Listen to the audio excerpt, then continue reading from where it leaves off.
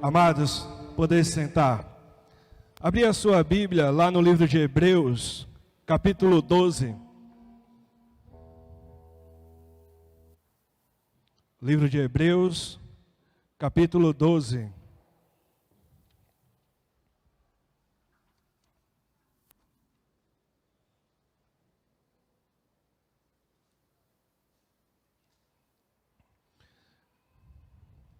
Carta aos Hebreus, capítulo 12. Nós temos como tema dessa série de conferências, Jesus, o caminho para a eternidade. Nós entendemos que nós precisamos passar por um processo para chegarmos a esse caminho, a essa eternidade. O próprio Senhor Jesus também nos falou que Ele é o caminho, Ele é a verdade e Ele é a vida. E que nós jamais chegaremos ao Senhor, ao nosso Deus eterno, se não for pelo meio do nosso Senhor Jesus. Mas nós temos que entender que nossa vida, nós precisamos passar por um processo. Por isso eu te peço, amados, você que estará conosco nessa noite, amanhã pela manhã e amanhã à noite, nós iremos trabalhar esse tema em 3 tópicos, cada noite, cada dia nós iremos falar e fecharemos no domingo à noite, exclusivamente falando sobre esse caminho para a eternidade. E nós entendemos que esse caminho nós começamos aqui olhando para essa palavra que está escrita no livro de Hebreus, capítulo 12, versículo 1, versículo 3.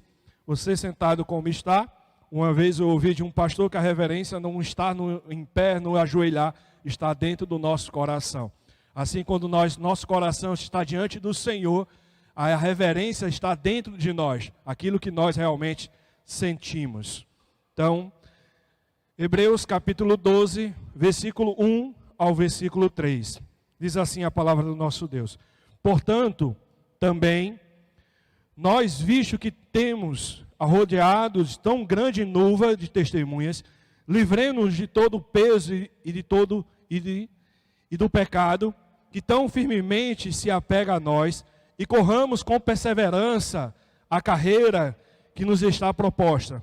Olhando firmemente para o autor e consumador da fé, Jesus, o qual em troca da alegria que lhe estava proposta, suportou a cruz, sem se importar com a vergonha, e agora está sentado à direita do trono de Deus.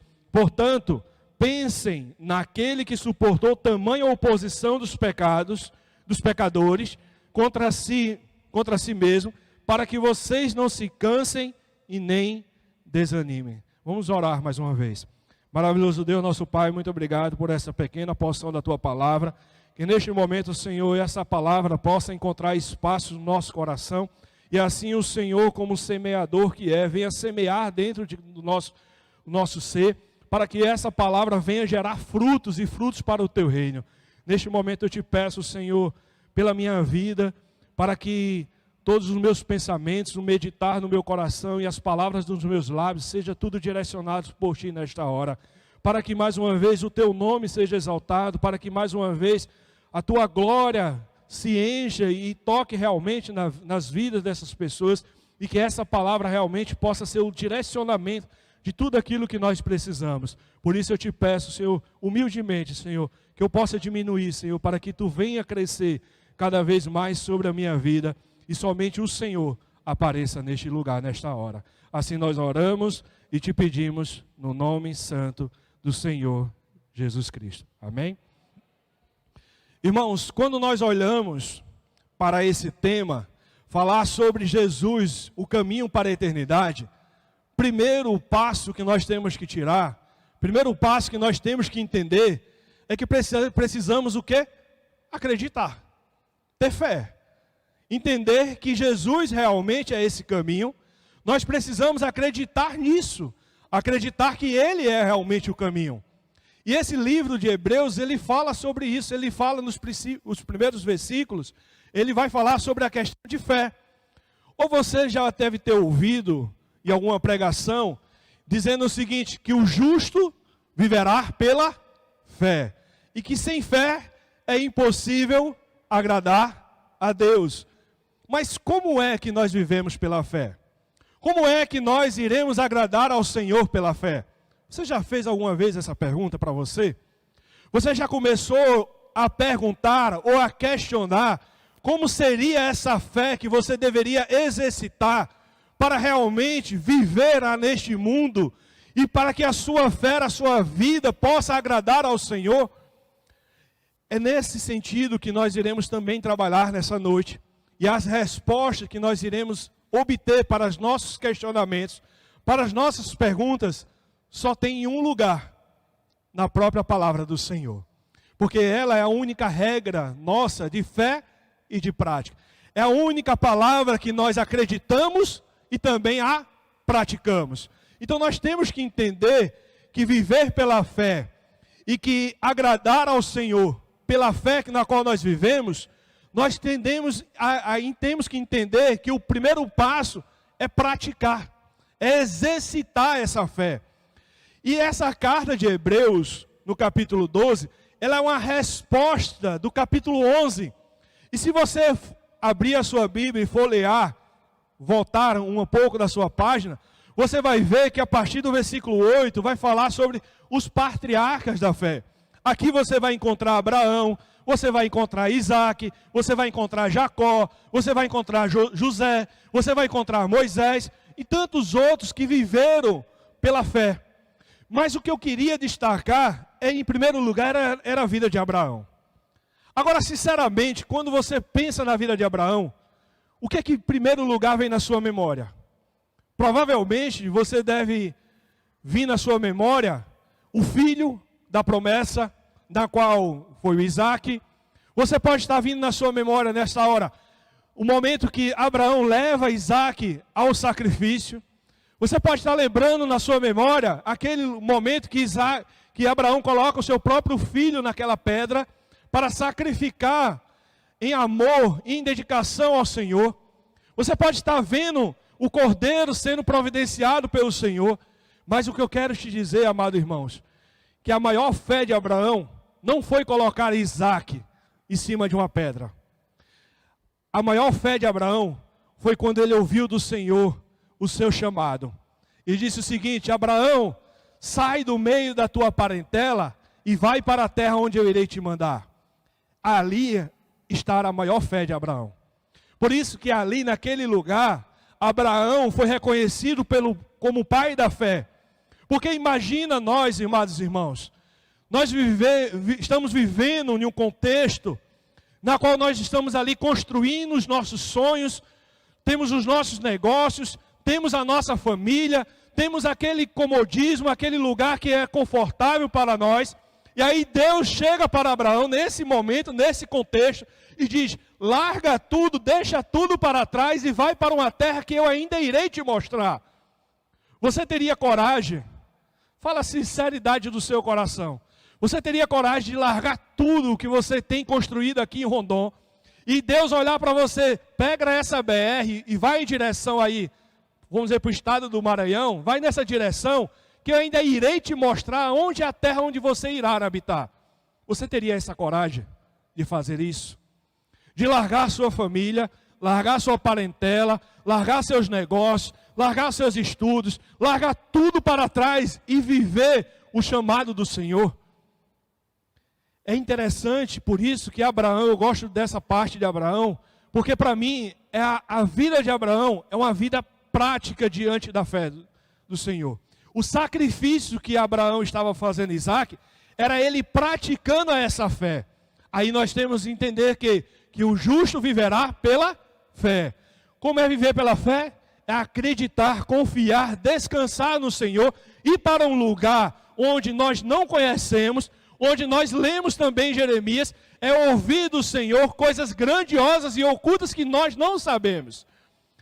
Entender que Jesus é o caminho para a eternidade, é entender que nós precisamos acreditar, confiar, descansar, esperar nele a resposta, ou mostrar realmente o caminho que temos que realmente seguir.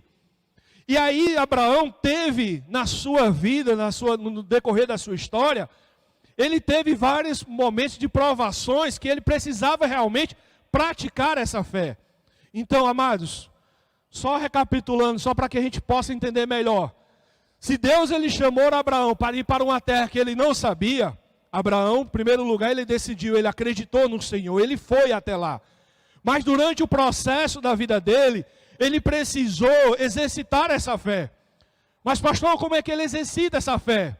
Quando Deus mais uma vez olha para ele e diz: Abraão, você será pai de multidões. E Abraão olha para o Senhor: Senhor, eu de tanta idade, já velho, como é que eu irei ser pai de multidões? Como é que eu irei ter filhos? E aí o Senhor apenas creia, apenas confie. E ele fala para a sua mulher, e ele tem a incumbência de fazer com que a sua esposa também aceite aquilo que o Senhor tem falado a Abraão.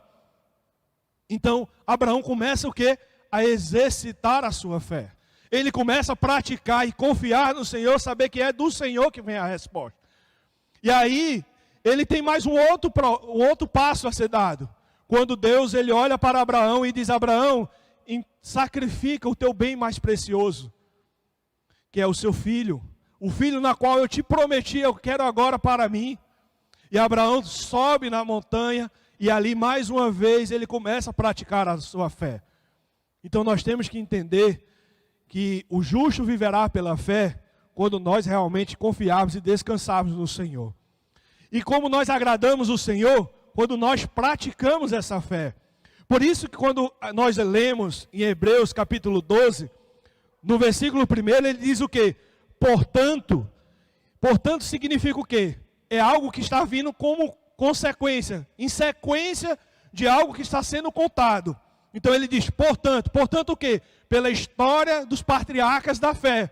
Aí ele vai dizer, também nós, visto que temos arrodeado-nos tão grande nuvem de testemunhas.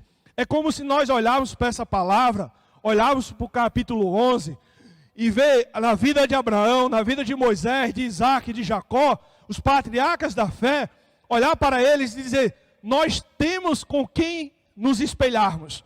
Nós temos que olhar para essas pessoas, que eles também eram seres humanos, como eu e como você. E eles viveram realmente pela fé. E eles realmente acreditaram. Ou imagina a vida de José, um jovem sonhador, que Deus coloca no seu coração um tamanho sonho, que ele conta para a sua família, conta para os seus parentes, nem os seus irmãos, nem a sua família acreditavam nele. Mas ele continuava acreditando porque sabia que foi o próprio Senhor que falou com ele.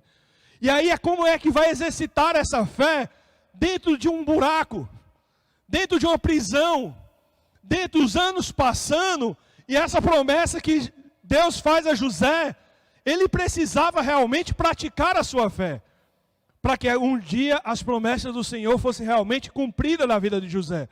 Então nós temos vários exemplos na palavra de homens de carne e osso, que viveram em um contexto diferente, mas que não foge da nossa realidade. Só mudamos de endereço, só mudamos de estrutura, mas o Deus ele é o mesmo.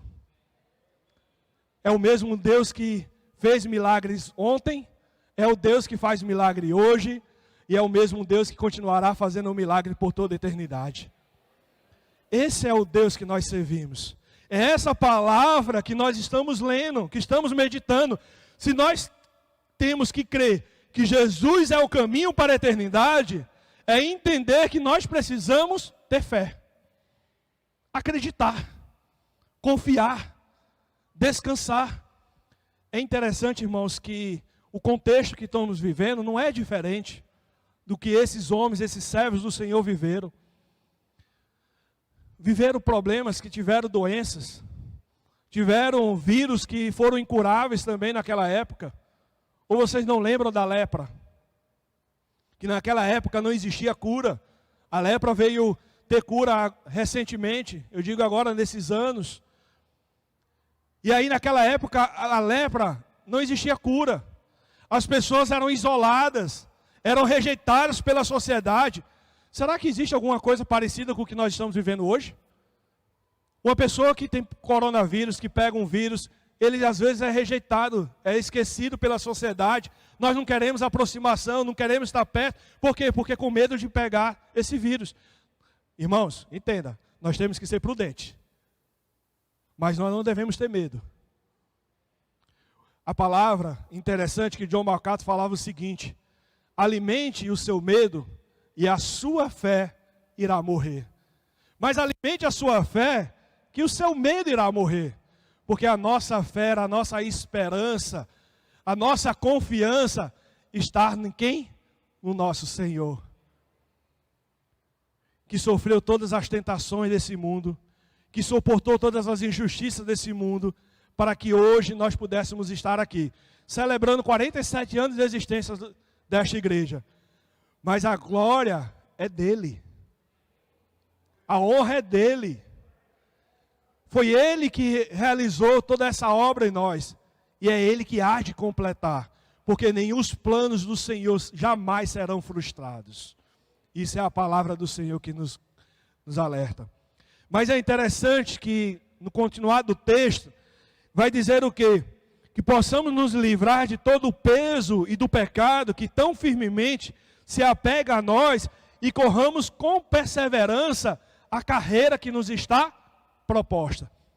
Quando eu estava meditando nesse texto, e quando eu vi essa parte de livrar todo o peso, todo o pecado, estar firmemente, perseverando e correndo por uma proposta na qual foi revelada a nós, eu lembro dos maratonistas, das pessoas que correm aí 100 metros, 50 metros, né? O mais conhecido é o Bolt. Mas é interessante, amados, que quando nós olhamos assim, nós temos que abrir um parênteses e entender que quem é importante para as nossas vidas e quem é suficiente para nós. E quando eu olhei para esse texto, eu fui ver que eu trouxe, contextualizando, eu trouxe experiências nessa vida dessa pessoa, atleta, dos maratonistas. Pessoas que lutam diariamente, é disciplinado, tem sempre um corpo técnico, umas pessoas que estão ali ao seu redor, dizendo, continua, persevera, você pode melhorar, você vai conseguir. E o objetivo desse maratonista, desse atleta, é chegar na linha de chegada em primeiro lugar e botar a medalha de ouro no seu peito. Mas para eles não basta simplesmente isso. Eles querem cada vez mais, eles querem bater recorde mundial, eles querem bater recorde olímpico, eles querem bater recorde nacional, eles querem ser cada vez melhores. E para o maratonista, quanto mais rápido ele for, ele conseguirá os seus objetivos.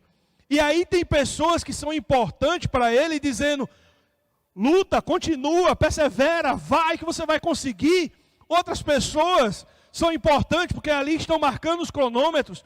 Outras pessoas, na parte estratégica, estão mostrando para ele qual é o melhor caminho a ele correr, os atalhos que ele precisa para que ele possa chegar nessa linha de chegada. E aí, amados, nós também temos que chegar na nossa linha de chegada. Nós também temos o nosso objetivo, como a palavra diz, perseverar a carreira que nos está proposta. O que está proposto para você? Qual é a sua linha de chegada? Qual é o seu objetivo da sua vida? Para nós, é a eternidade. Amém? A nossa carreira na qual foi proposta para nós é que possamos continuar lutando, perseverando essa vida, para chegarmos na nossa linha de chegada. E essa linha de chegada é a vida eterna. É estar ao lado do Senhor, adorar a esse Deus Todo-Poderoso pela beleza da sua santidade, juntar com os anjos e cantar hinos de louvor, de adoração ao Senhor. Eu não sei, irmãos, se você já sonhou com isso, mas eu sonho. Eu fico tentando imaginar como é o céu, como é a eternidade, como é estar na presença do Senhor.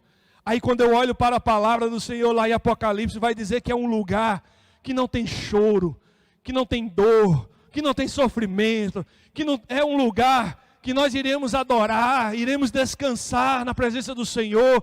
Será um momento de alegria, de júbilo, de adoração, momento de comunhão, de momento de confraternização.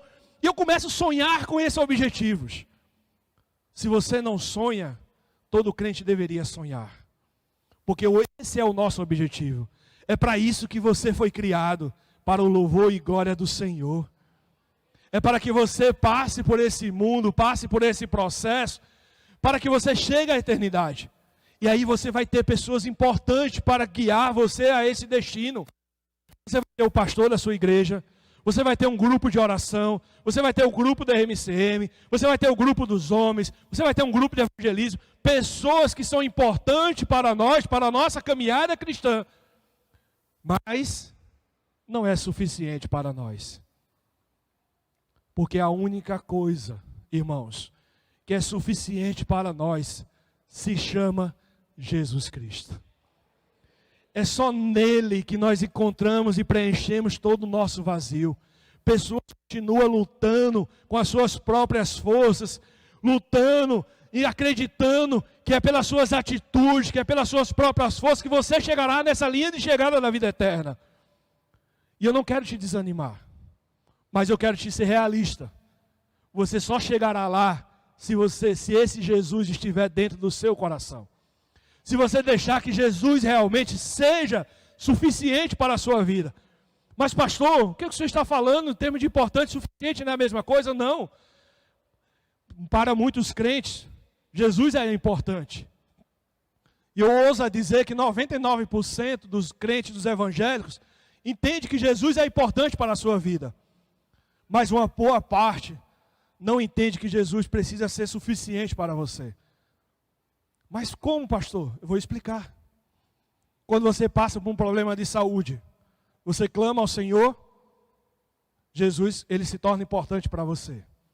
Quando você passa por uma crise financeira, você clama ao Senhor, Jesus se torna importante para você.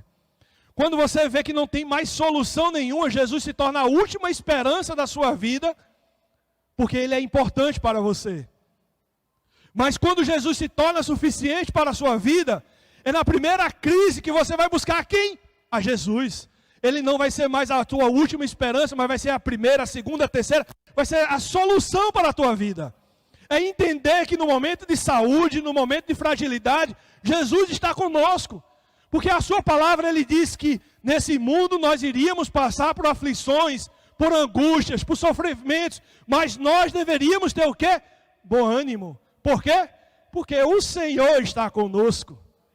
Não é pelas nossas forças, não são pelas nossas atitudes, não é por aquilo que nós queremos, a nossa esperança às vezes está no governo, no presidente, no Ministério da Saúde. A nossa esperança tem que ser Jesus Cristo. Ele precisa ser suficiente para nós.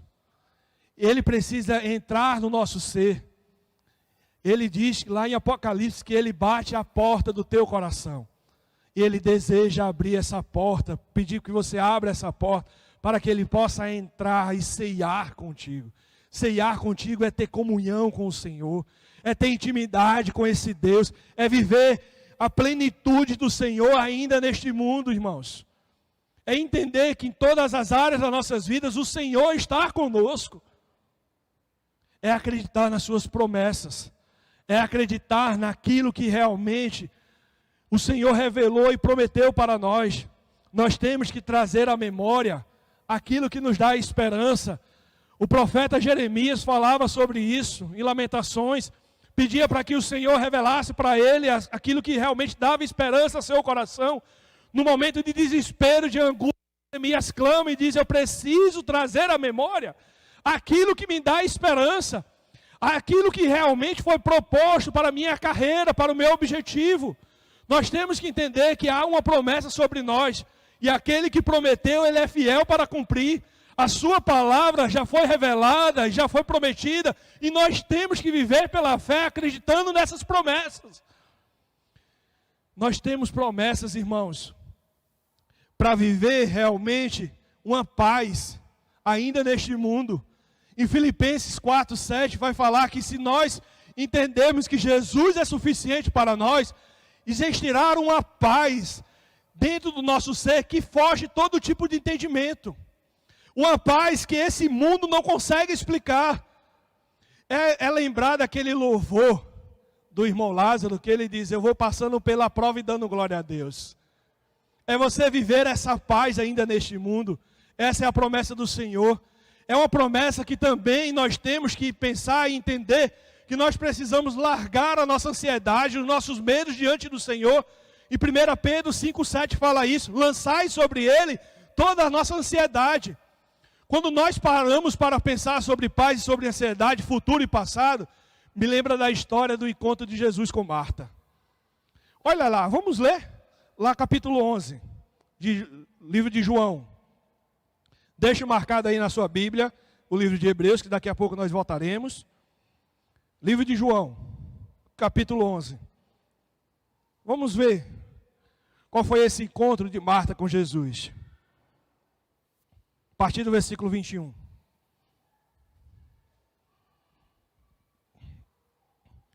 João, capítulo 11, versículo 21. Diz o seguinte: então Marta disse a Jesus: se o Senhor estivesse aqui, o meu irmão não teria morrido. Mas também sei que mesmo agora, tudo que o Senhor pedir a Deus, Ele concederá. Aí Jesus responde a Marta: o seu irmão há de ressuscitar. Em outras versões diz há de ressurgir. Irmãos, você já parou para pensar na riqueza desse texto? Quando nós lemos esse evangelho, lemos essa história, nossos pensamentos já estão direcionados na ressurreição de Lázaro. Nós vendo Deus operando aquele milagre de muitos anos, aliás, dias que Lázaro estavam ali, naquele túmulo, a gente vai imaginar, tirando a pedra, e aquele cheiro, né, de muitos anos de podridão realmente, saindo, e Lázaro sendo ressuscitado. Não é isso que você deve pensar? Não é isso que esse texto leva o seu pensamento? Mas o que eu quero te dizer é a riqueza dessa conversa, desse diálogo entre Marta e Jesus. Porque nós vivemos um momento de ansiedade. Muitas pessoas no nosso século, e já dizem os cientistas, que a maior doença do nosso século será a depressão, será o lado emocional. Porque o ser humano está preocupado muito com as coisas que irão acontecer ainda, ou então vivem traumas que já aconteceram no passado. E aqui Marta fala muito bem sobre isso. Porque quando Jesus chega para operar o milagre, Marta joga Jesus em um tempo que já não existe mais. Isso é o texto. Quando ele diz o seguinte: Jesus, se você tivesse no passado, chegado um pouquinho antes, nada disso teria acontecido. Aí você está parando para pensar e dizer: ah, mas se eu tivesse conhecido Jesus há um tempo atrás, nada da minha vida, do que teria acontecido comigo, seria de uma forma diferente. Ah, se eu tivesse orado ao Senhor, os milagres poderiam ter acontecido. A gente começa a colocar Jesus num passado, num tempo que já não cabe a nós, já não existe mais. Pois a própria palavra diz que as coisas velhas, o quê? Se passaram. Ficou para trás. E tudo se torna novo quando nós conhecemos Jesus Cristo. Aí nós queremos continuar jogando Jesus lá para trás. E Jesus diz: Marta, Lázaro vai ressuscitar. Aí poderia no coração de Marta dizer: não, realmente agora eu vou descansar, porque eu confio no meu Senhor. E aí Jesus está dizendo que vai ressuscitar, e agora eu vou descansar. Mas não foi isso a atitude de Marta. Marta olha e diz o seguinte para Jesus, no versículo 24. Eu sei que ele há de ressurgir na ressurreição no último dia. E Jesus volta a repetir para Marta: Marta, eu estou te falando que Lázaro irá ressuscitar hoje. Às vezes nós vivemos uma ansiedade, queremos viver um futuro que não nos pertence. Nós queremos colocar Jesus no passado, queremos colocar Jesus no futuro, mas Jesus está te dizendo nessa noite: eu quero realizar teus sonhos hoje, eu quero mudar a tua história hoje, eu quero ser suficiente para a tua vida hoje. Esquece o futuro, porque o futuro a mim pertence. O passado já não te condena mais, não te pertence. Eu quero realizar o milagre da tua vida hoje. Mas você precisa abrir a porta do seu coração e dizer: Jesus é suficiente para mim. É tudo que eu preciso. E eu preciso viver esse milagre hoje. Viver essa ressurreição das nossas vidas, irmãos. Pois o maior milagre que o Senhor tem para operar na vida do ser humano não é a cura física, não é a cura emocional, é a tua salvação. É entender que você era pecador, é entender que você estava num buraco, no lamaçal do pecado. Jesus estende a sua mão e pega você e coloca em cima de uma rocha, em um lugar firme, para completar a carreira na qual a você foi proposta, para que você chegue à eternidade. Mas é interessante que esse texto, eu não quero me prolongar muito, irmãos, mas esse texto ele é muito rico em Hebreus capítulo 12. Ele daria várias mensagens, ele daria vários temas. Mas quando eu olhei para esse versículo 2, diz o seguinte: olhando firmemente para o autor e consumador de quê? Da nossa fé, Jesus, o qual em troca da alegria que lhe estava proposta, suportou a cruz, sem importar com a vergonha, e agora está sentado à direita do trono de Deus. Vou repetir novamente, e eu quero que você olhe atentamente para essa palavra, atentamente para essa escritura. Vamos lá, bem calma. Olhando firmemente para o autor e consumador da fé. Ponto. Jesus, o qual em troca de quê? Em troca de quê? Da alegria que lhe estava proposta para quem? Para Jesus. A alegria na qual estava proposta para Jesus.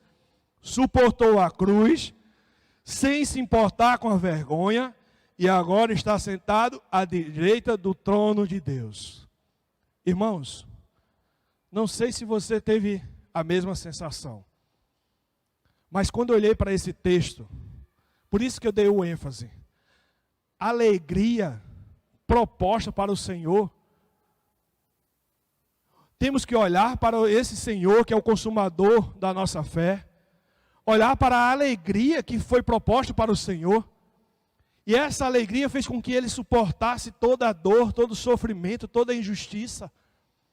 Essa alegria foi capaz de poder dar forças para ele caminhar em direção à cruz do Calvário, e olhar para as pessoas que consideravam ele importante, mas não o suficiente, olhando para as pessoas, olhando para ele, cuspindo, defamando a sua imagem, querendo caluniar por aquilo que ele estava sendo feito, que era isso que ele não fez na realidade. Essa alegria fez com que ele suportasse tudo isso. Essa alegria fez com que ele suportasse os pregos entrando nas suas mãos. Essa alegria foi capaz de fazer com que Jesus suportasse os pregos nos seus pés. Essa alegria foi capaz de fazer com que a lança que foi enfiada no seu peito, ele conseguisse suportar a coroa de espinho, as pessoas fazendo as maiores calúnias contra a respeito dele.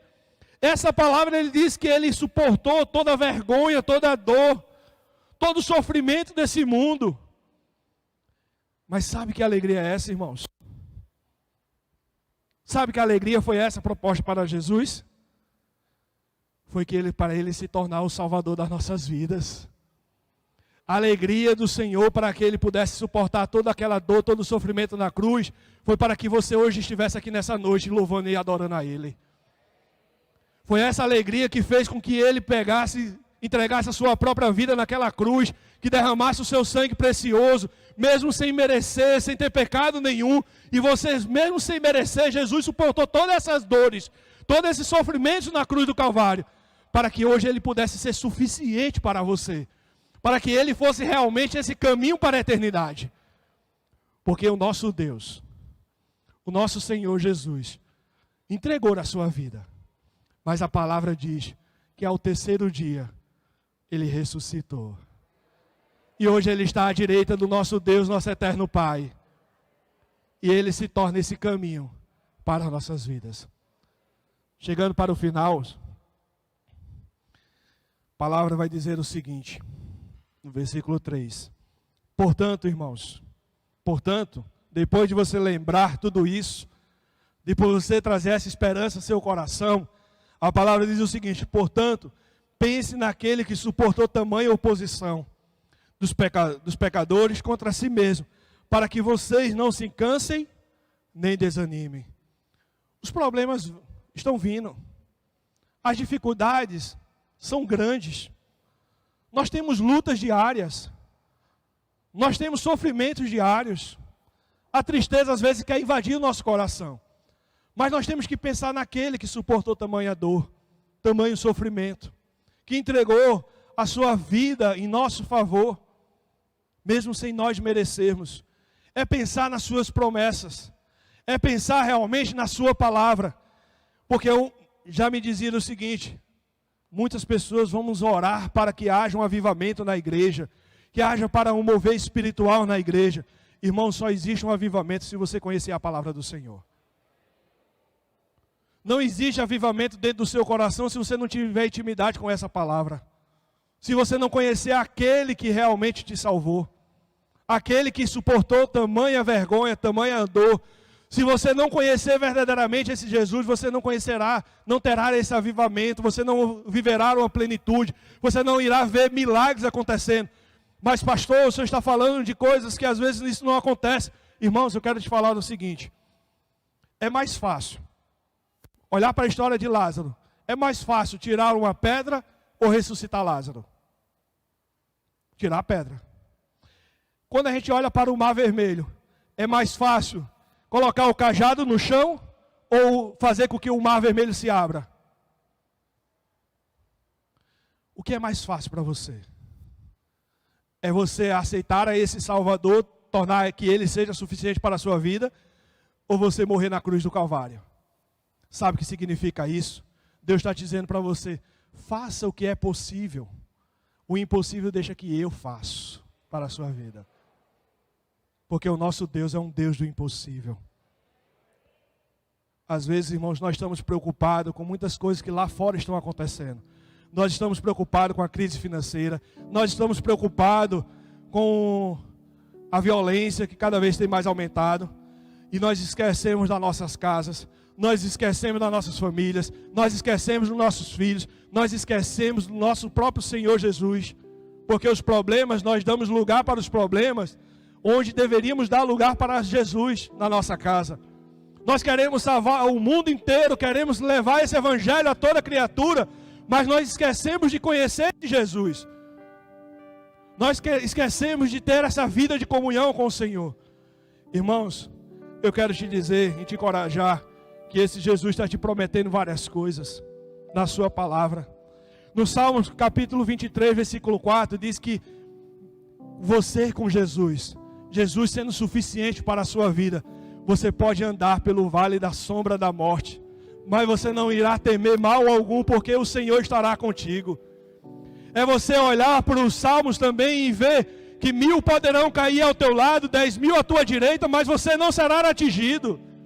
É você olhar para essa palavra, você conhecer esse Jesus, tornar esse Jesus suficiente para você, e entender que lá em Mateus capítulo 11, versículo 28, vai dizer: venha a mim todos os que estão cansados, sobrecarregados, que eu vos aliviarei, pois o meu fardo é leve, meu jugo é suave. Às vezes nós queremos colocar que Jesus é um peso para nossas vidas. Jesus é a solução para nossas vidas. Isso é a promessa do Senhor. E lá em Romanos capítulo 8, versículo 18, para mim é um versículo que eu amo de coração. Ele diz que as aflições do tempo presente, as dificuldades do tempo presente, jamais serão comparadas à glória que o Senhor irá revelar em nós. E é no mesmo capítulo 8 que diz que todas as coisas cooperam para o bem daqueles que amam. É no mesmo capítulo 8 que ele vai te dizer que você não é um vencedor, mas você é um mais do que um vencedor.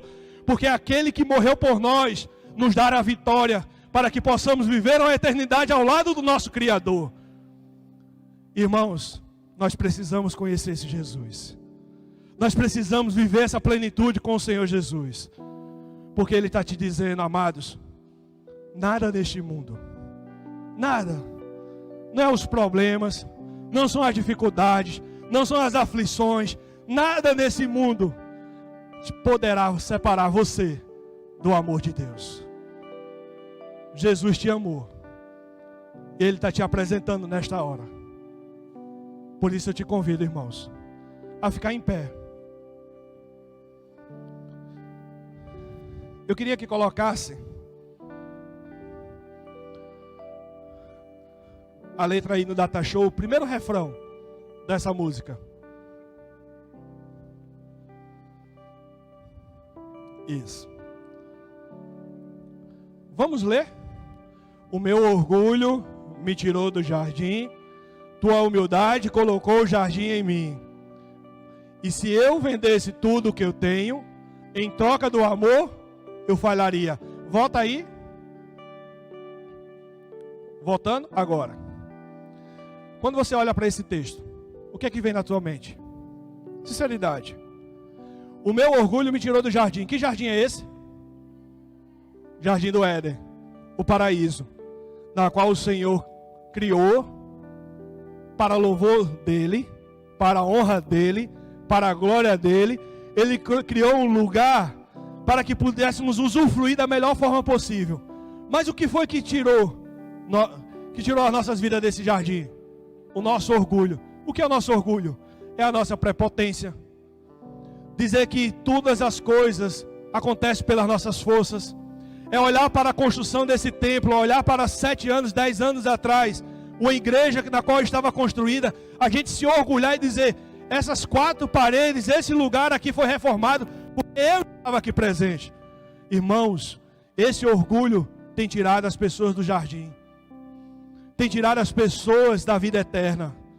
Às vezes a nossa prepotência, achar que nós somos os melhores, tem tirado as nossas vidas desse jardim. Mas é reconhecendo que foi essa humildade, o sacrifício que o Senhor Jesus fez na cruz do Calvário.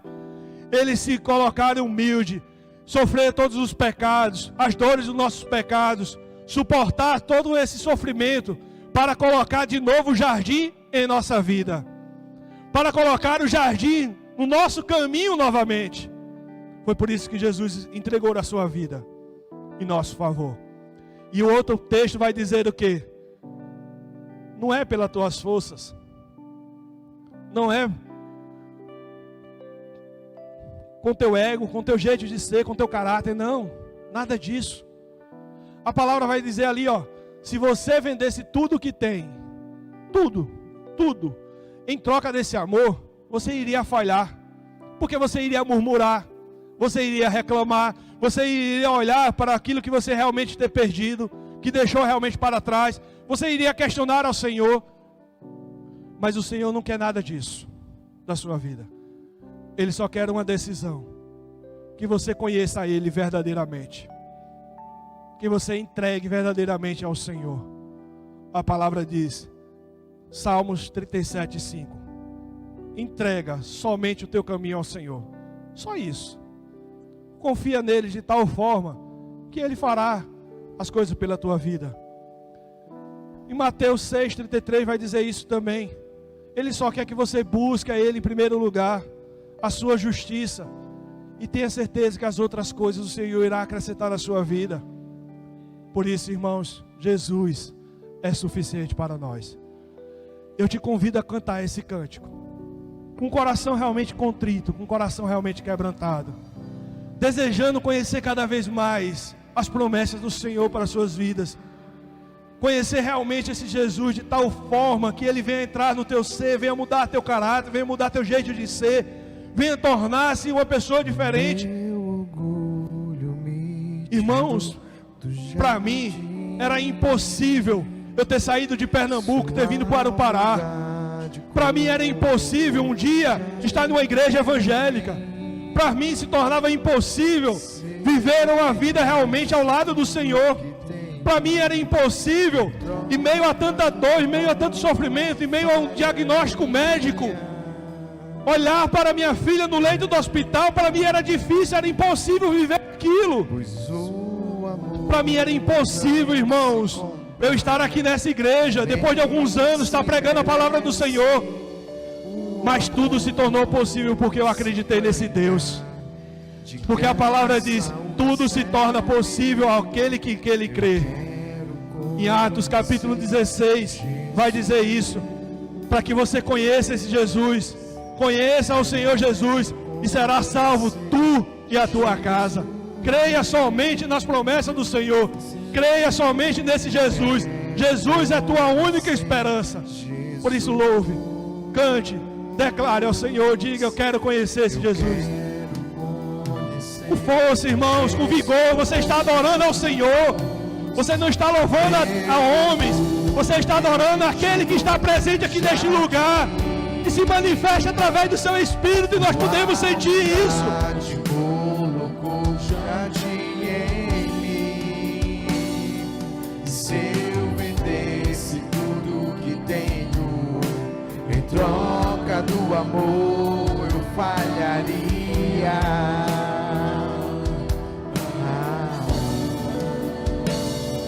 Pois o amor não se compra, nem se merece.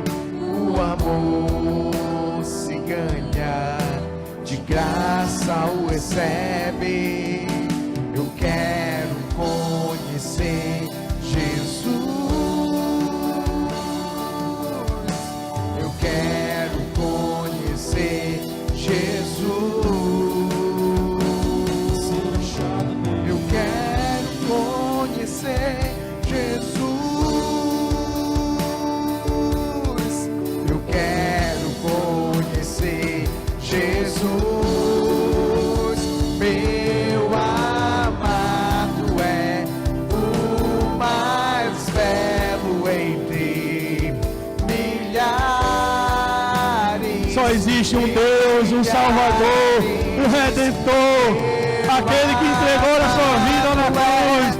É Ele que merece a nossa adoração, é Ele que merece o nosso louvor, é Ele que merece a nossa gratidão, amado, pelos 47 anos dessa igreja. O nosso Deus é o mais belo, o mais puro, o mais santo. Ele merece que você entregue a sua vida a Ele, se renda ao Senhor. Milhares e milhares. Meu amado é o mais belo entre milhares e milhares.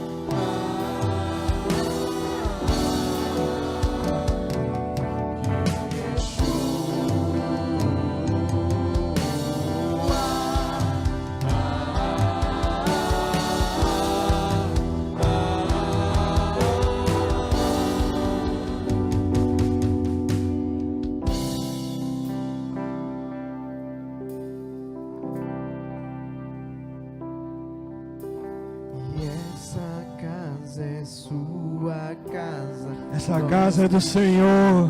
Ela pra você.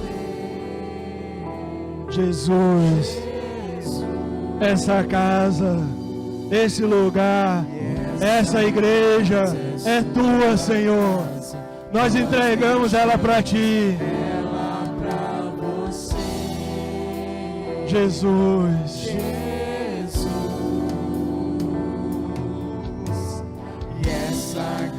É sua casa, nós deixamos ela pra você, Jesus. E essa casa é sua casa, e essa casa é sua casa, nós deixamos ela pra você, Jesus. Apareça, que o teu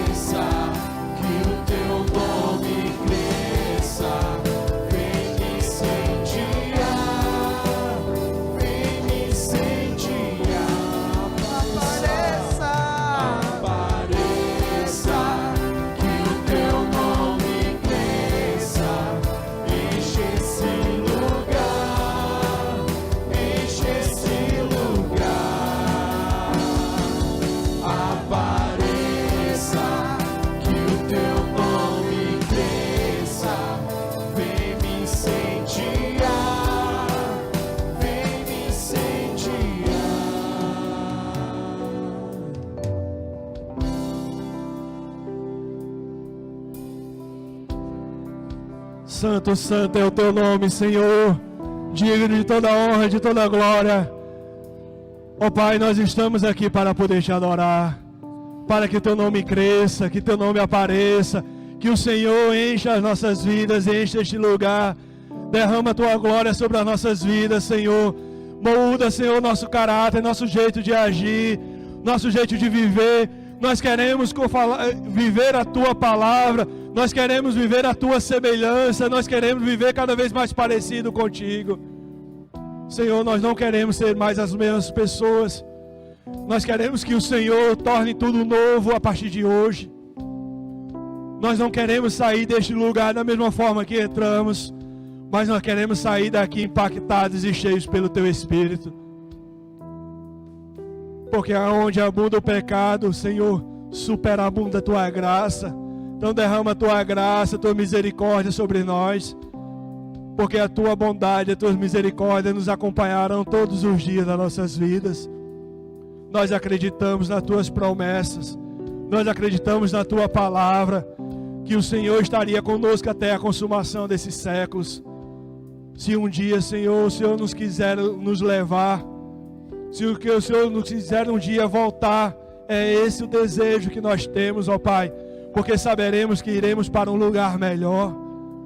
Nós iremos estar ao teu lado, nós estaremos ali diante do nosso Senhor, sentado naquele trono, louvando, glorificando e exaltando somente a Ele. Abençoa, Senhor, esta igreja. Abençoa, Senhor, teu povo. Abençoa, Senhor, o líder da tua igreja, o pastor Francinel. Abençoa os demais pastores, os missionários, a diretoria. Todos nós, juntos, somos mais fortes. E sabemos que contigo no nosso barco, nós seremos muito mais do que vencedores. Abençoa, Senhor, esta igreja.